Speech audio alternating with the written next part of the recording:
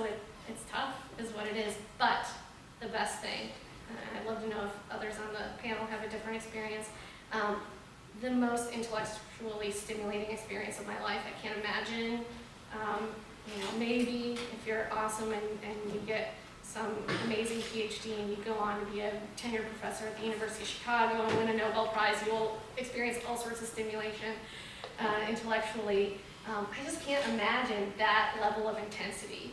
In Hillsdale is stimulating, right? You think about all sorts of important ideas, but it's just fun to kick it up a big notch and just work your butt off and learn a lot. And I didn't even learn everything that I should have probably. I know there are things that theoretical probability, right? Those sorts of things are tough, but just really push yourself. So I think you also need to want to be challenged in order to make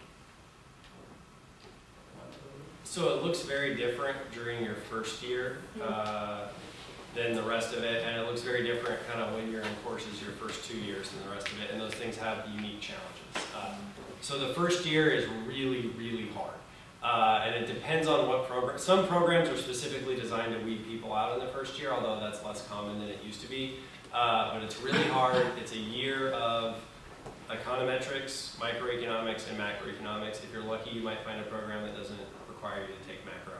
And I mean that sincerely. Unless you are an all-in macroeconomist, most people, even that aren't of an Austrian persuasion, would sort of share that sentiment because modern macro is painful. But in any case, during your first year, it's just an overwhelming amount of sort of learning tools.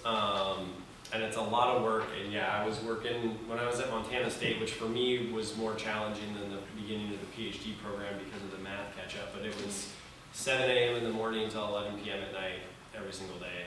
I think I took Sundays off, or like half of Sunday off, and that was about it.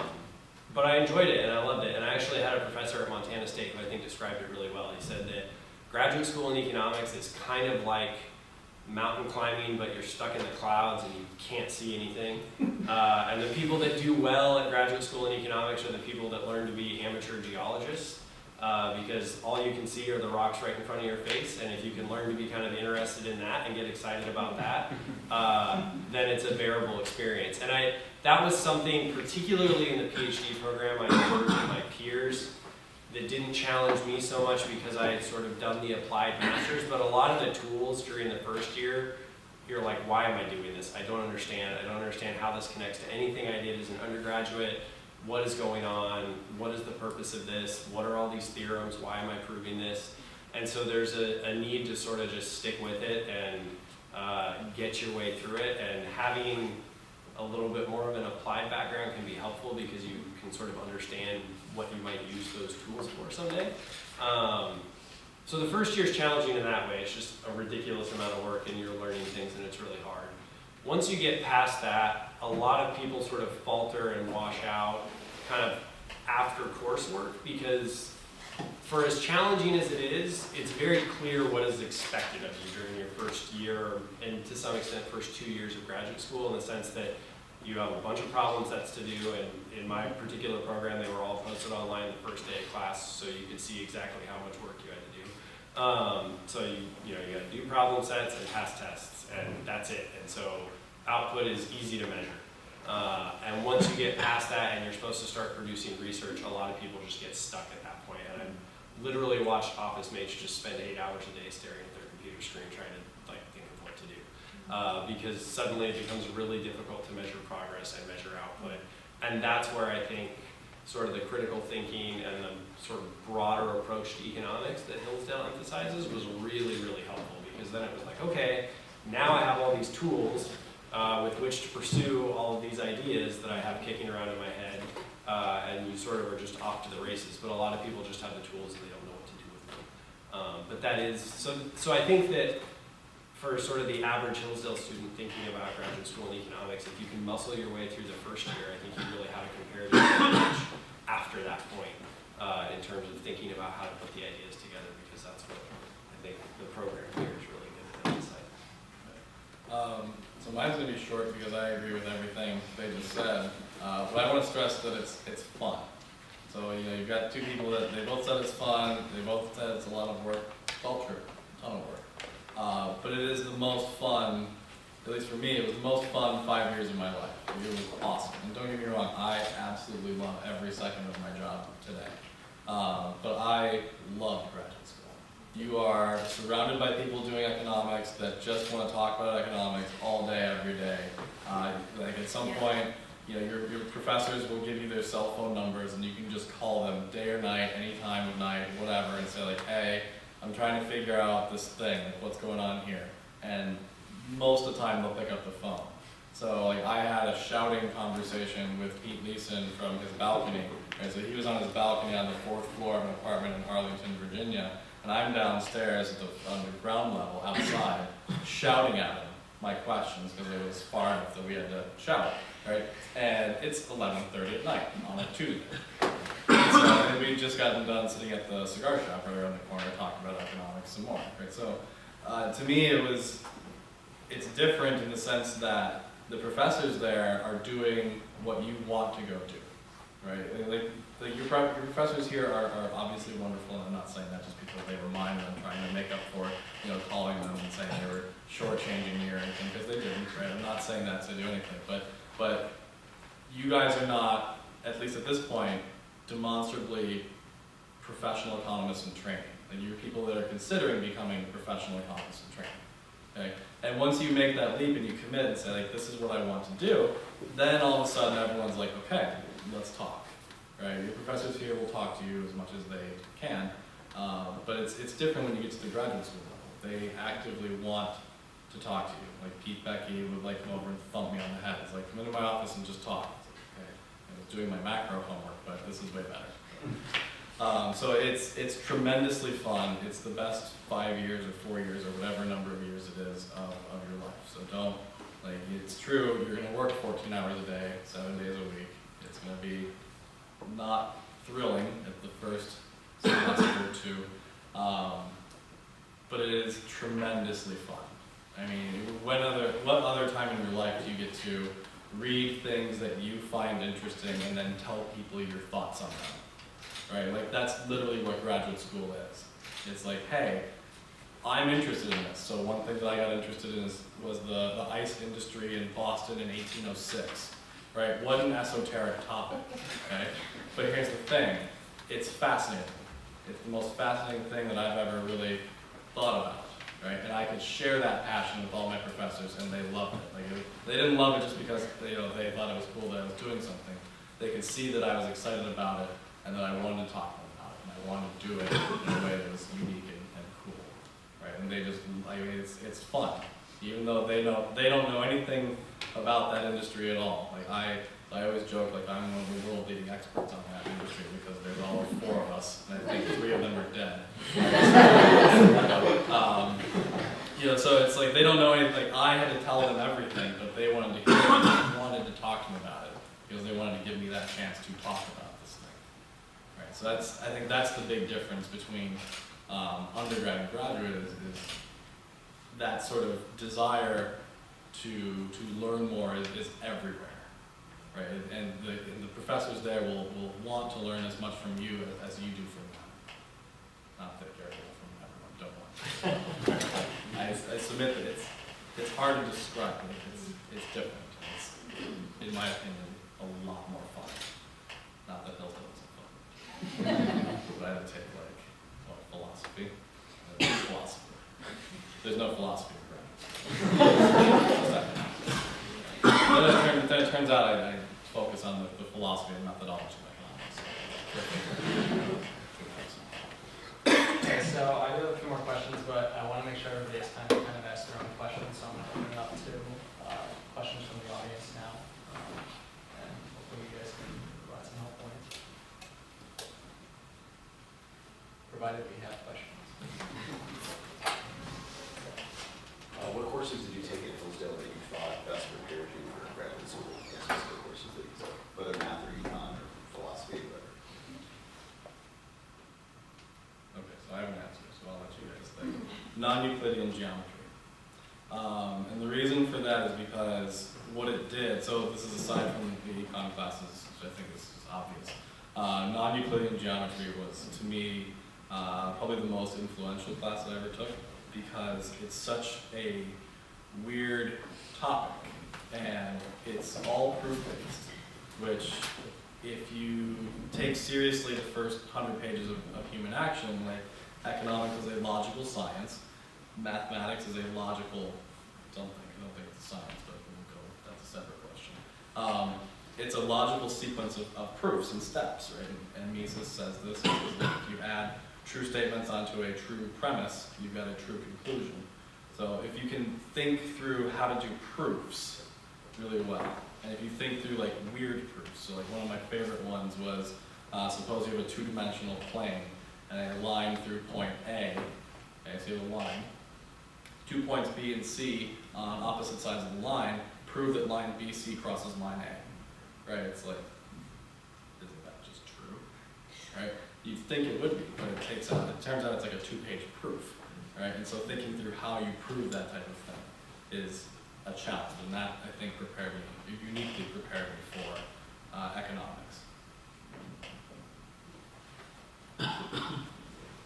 So a couple classes for me that ended up being sort of influential because they're right in the vein of what I do every day were Dr. Wolfram's public choice and law and economics class.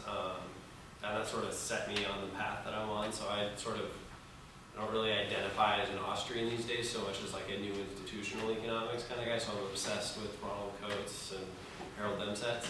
And those classes really got me thinking about the world in that way. And now, whether it's a fishery or, some urban issue, like that's the way that I think about the world in terms of property rights and contracts. Which I'll talk about tomorrow night, so you get a taste of that. But those just turned out to be really formative courses. And one of the co-authors of the book for law and economics, Bob Cooter, is somebody that I ended up like getting to have a seminar with and stuff. And that was like a really cool thing. Like, oh my gosh, this is the guy that wrote the book on law and economics. So that's turned out to be really sort of lasting for me. In all honesty, I have a hard time thinking of a class at Hillsdale that didn't help prepare me. Maybe understanding music, that was kind of a lot. Just a bad professor. Otherwise, I think the critical thinking skills, the love of learning, all of that really pays off in the second part of grad school when you're left to your own devices to make progress on your own and to find motivation in big ideas and enough motivation to put it into something practical and estimate a model and spend, in my case, 4 years of my life doing it. And so I think that Hillsdale grads are going to have just a great advantage on intuition. So I've been kind of harping on math, but I had classmates in my first year from Korea and China and Russia, and they could rock the math, but you cannot teach people about markets in an intuitive way when for 25 or 30 years they've not thought about markets. And so you have a great advantage in that, but also just take everything. I took journalism courses, I took political philosophy classes, and I think all of those things have shaped the way I think about things, the types of questions that interest me, my ability to come up with new questions, which is important if you're looking at doing this the rest of your life, that there are still always more questions that you're interested in. And my research agenda is taking me in all sorts of different directions, and that keeps things new and exciting. I plan on doing this for another 30 years at least, so I think all of them are great, and so just gonna look forward to figuring out what you can do with it all.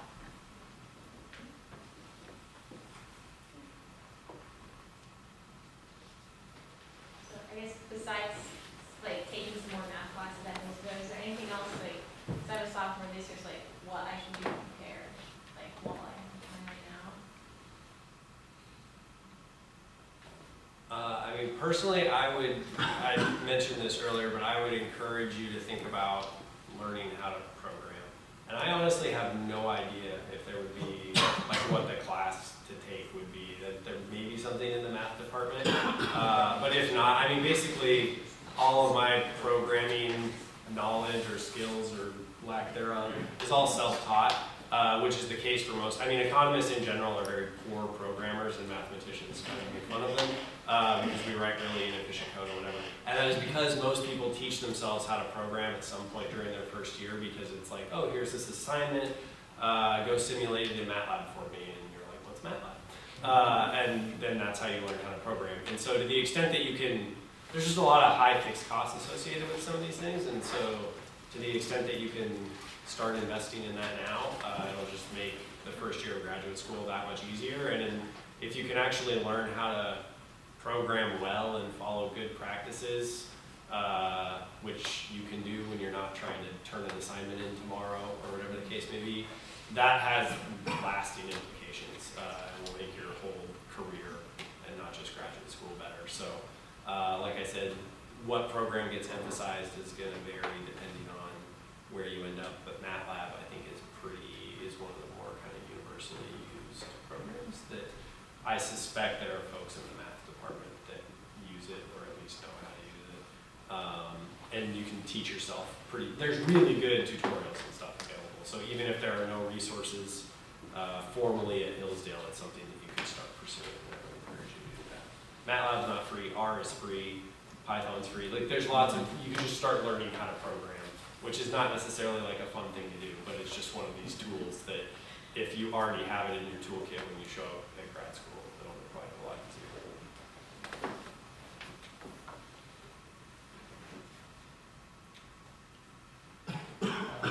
All right, well, like I said, any more questions? You got one.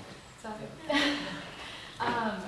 I'm a senior, so do you have any advice for like last minute like wrap up sort of things to like really get me prepared now that I don't have time to like sign up for a ton of more classes? I would just say so you want to go to grad school in economics? Or? Okay. Hop on JSTOR. So I know you guys have access to it through the library. I didn't know what JSTOR was until I got to graduate school. So that made, some probably explains why my essay on the death penalty was so terrible. I just found out and it's like, wow, this is a terrible article. But, you know, such is life. Don't shrink your budget constraint arbitrarily. But two, like just go find, the AER, JPE, public choice, I would recommend, because I always find those articles fun to read. Just go find the current volume and pick out some articles and read it. And just see if you enjoy it. So you can, for the most part, at least now, you can feel free to skip reading over the math, because for the most part, they're going to be published for their techniques in the math. But you can read the article to get the question that they're asking and think about the question. So if that's like interesting to you, if you read that and you're like, oh my god, this is an amazing question, then you'll be much more prepared for graduate school. There's also like seminal papers in economics. So like Harold Dempsey's 1964 paper, like you should know what that is. Stiglitz and Becker's De Gustibus Nonus Disputandum, right? You should know what that article is. So you can talk to Dr. Wolfram, Dr. Stoll, and even the Austrians as well, and ask them what the seminal papers are, and just read them. Can I also recommend, this isn't kind of narrow preparation for econ per se, but certainly something looking back, right, not even a number of years out of grad school, that I wish I had done more, and that would be to think about my other values and priorities going into graduate school, just because it is so time intensive. I would encourage you to develop personal disciplines and commit to maintaining things that are important to you, even when your time is really tight. So for me, that might be spiritual disciplines. I worked 7 days a week. I rarely went to church in grad school. Even here at Hillsdale, I didn't go very much, and that's something I regret, because I think that's important to who I am. I had a colleague now that got a PhD at Harvard in economics, and he's never worked on Sunday in his life. And I just honor him so much for keeping that commitment, and I think it's a very healthy thing. Physical health, right? If you need to take long runs, Emma, right? You like to run a lot. Right? If you need to take long runs, you just need to commit to that and know it's going to be tough, and don't give in. Because all of those things are important. I said that I cried a little bit my first year. Maybe that was a good thing, because I think I was one of the few people that I started with that didn't have some kind of physical health repercussion for some of the stress. I don't know if we all experienced that, but there are a lot of obvious stress-related issues. And so if a faith life is important to you, if a physical or mental discipline is important for you to stay balanced, I'd say work on that now when you're in a friendly place with people that are happy to talk to you about character and development and kind of growth before you meet the stress. Good question. So, postgraduate school, how much of your time and energy is dedicated to research and how much is dedicated to teaching? And do you consider teaching as like an essential part of your job or more of a peripheral thing that you do on the side? So your first year, you are doing no research and no teaching. Okay. Your second year. Was your question post-grad school? Yes. Oh, sorry. Oh, after graduate school, I'm sorry. Okay, so that's going to depend on where you will ultimately get a job. So right now I'm at Troy University down in Alabama. I have a 2-2 teaching load, which means I teach 2 classes per semester in both the fall and spring. I was previously at Ferris State, where I had a 4-4 teaching load. So there I taught 4 classes every semester, which is a lot. It doesn't sound like much, you look at it, it's like, oh, I'm in the classroom for 12 hours a week. Like, that still leaves 156 hours to go, right? It's a lot of work. So at Ferris, it was, 100% teaching and basically 0% research and 0%, at least in my experience since I've only been there for 2 years, 0% service. At Troy, the expectation is that I'm going to do research. And there's a lot of expectations for that. So I'm expected to put out 2 or 3 papers a year at bare minimum. This semester I have a little bit of, so I have 3 classes. So I have a little bit of a break on the research front because I increased my teaching. But next semester I'm only teaching 1 class. And so there it's expected that I will more than make up for whatever research I don't do now. So it varies depending on where you go.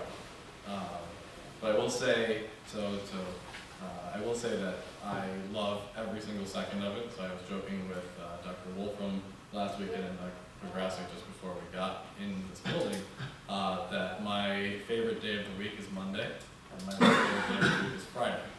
And the reason for that is because Monday morning, every single one of my colleagues is in the office at 8:30, right, or if not sooner. And I get to go hang out with all, in my case, 9 of them, and talk about economics, right? And then Friday afternoon, we go to the bar for we leave the office at 3, right? And we go to the bar and we have happy hour, and it's fun, right? But then it's a little sad because I'm only going to see like 1 or 2 of them over the weekend, because it happens that basically everyone in my department is married except for me. So I'll see 1 or 2 of them on the weekend, and that's it. I won't see the other 7. And so I like to joke and say, like, yeah, I weekend for the work week. Right? Everyone always says, like, we're working for the weekend. It's like, no. I weekend for the work week because I love every single second of the job. There are different teaching loads at different institutions if you go the academic route, but then there are also different cultures for how much emphasis to put into teaching. And I knew in graduate school it becomes very clear, even though many of your professors will be great just because they're brilliant and they can't help but be great, that was my experience, they don't prioritize teaching in the same way. It's not in the sense that they don't hold it up as something to be kind of separately pursued. Now, working with graduate students, that's a bit different, but especially undergraduate teaching or teaching principles. Oh, so beneath us, right? We have PhDs. I love teaching principles, right? And also as a believer and just a hard worker and my Midwestern Protestant work ethic stuff all combined, to me, left me at the end of graduate school saying, I get where they're coming from, but I just can't imagine doing a job where I know one of the requirements is to teach and not taking that seriously. Like, I'm called to do what I do excellently. And so that's one reason why I decided to teach at liberal arts colleges. Because I knew that I was going to want to put the work into it, and I wanted that to be appreciated by my colleagues and the administration and my students, and for that to be something that was valued. If you, after graduate school, go to a top R1 university, people will tell you, don't put effort into teaching, right? Don't be terrible, because I don't want to be bothered with your students coming and complaining to me. But beyond that, it's a waste of your time. And so I think your preferences across that dimension are going to determine how much time and effort you put into teaching, and hopefully you'll find a good match where you're able to do exactly what you want to do. Like I am now, I'm really happy with kind of how that's worked out. Yeah, it varies depending on where you go. I mean, I have a 1-2 teaching load, and I got a course reduction this year, so I'm not teaching right now. So right now, 100% of my time is research.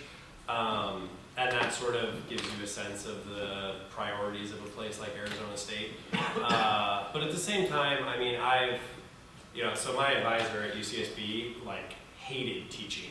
He's a great economist and was actually a pretty good teacher, but his whole approach was to minimize the amount of time either of us spent on it. So I would fight with him about how much time I spent teaching, because that was one of the things that made me want to go to grad school in the first place, was a desire to teach. So I put a lot more effort into it than my peers did as a TA. And sometimes you just have to if you also enjoy the research side of things, you kind of have to be willing to just incur some extra costs. So one of my professors at Montana State, who's a good friend of Dr. Steele, Randy Rucker, very productive as a researcher, but spends a ridiculous amount of effort prepping his classes and going over problem sets and grading things. But he's there 8 a.m. to 10 p.m. every night as a sort of well-advanced, tenured full professor, but it's because he loves it, and he takes his teaching seriously. So even if you can find yourself in a situation where you're primarily being measured by your research output, but even in that situation, it's possible to prioritize the teaching. But the extent to which you're being measured by research output as opposed to teaching output depends on where you end up. And you can have, I think, a fair degree of choice in that. I mean, I sort of consciously decided to try to go the R1 route. I think it's easier to go that route and then decide to prioritize teaching or go somewhere that's teaching heavy later than to sort of really invest in teaching early on and then not have a research portfolio, and then people that value research say, like, who are you? So my strategy has been to be very research-centric as a young researcher, but with sort of I take more time on my teaching than most of my colleagues do, I think. So we are almost out of time. The last thing, if you guys have any additional thoughts or comments or just, lots of pieces of advice that you could give everybody, it'd be great to close and then get everybody out in time. Come to Troy, get a master's degree. So one of the things I think everybody here is really fortunate to have, in addition to kind of the analytical and the critical thinking skills, is perspective. So you guys all have to take history of economic thought, which is not always the most fun class, I know. I enjoyed it, but I was shocked by the just sort of lack of perspective and kind of ignorance of a lot of my colleagues. So I had a professor just kind of throw out there in class one day, who invented marginal utility theory? And several people in the class thought it was Paul Samuelson.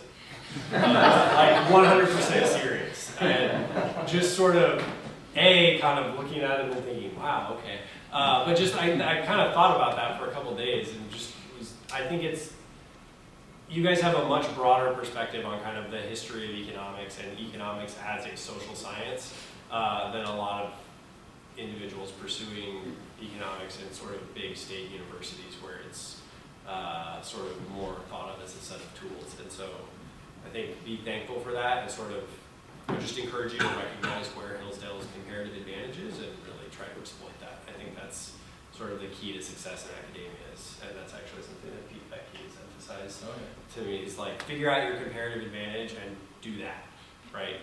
And so that's what I would say.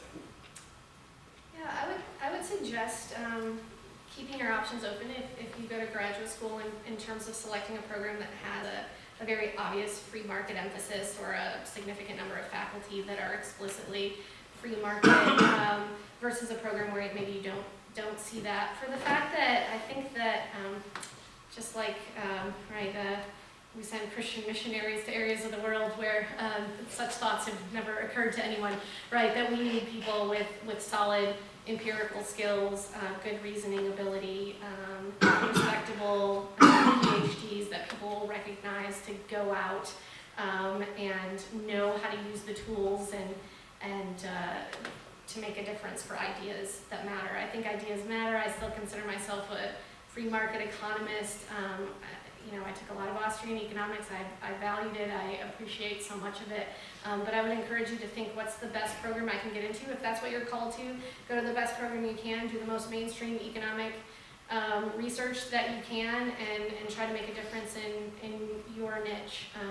I teach at a liberal arts college now, where if I wasn't there, there wouldn't be a lot of free market ideas shared, and I have a really vibrant student reading group that has events that attract upwards of 600 students to come, depending on what we select. And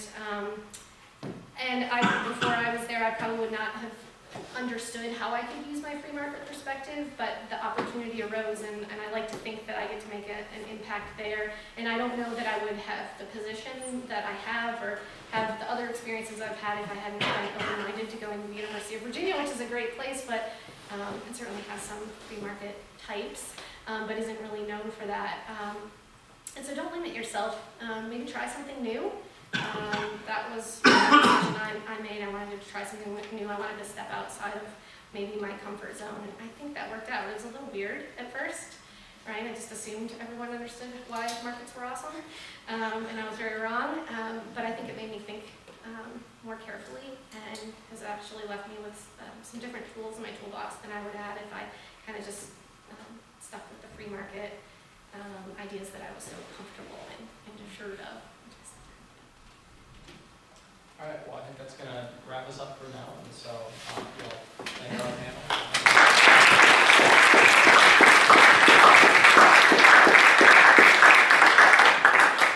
One quick note before you guys do start to head out, if you could come down and grab one of the coat forms if there's not one in front of you and fill that out, we would really appreciate it, because we do send it back to the Coke Foundation, and it does help us to stay funded to bring on more people. And then, I don't know if you guys are sticking around, but if you guys maybe have some individual questions you want to put down and ask, please feel free. So, thanks for coming out, everybody. And our next event will actually be tomorrow night.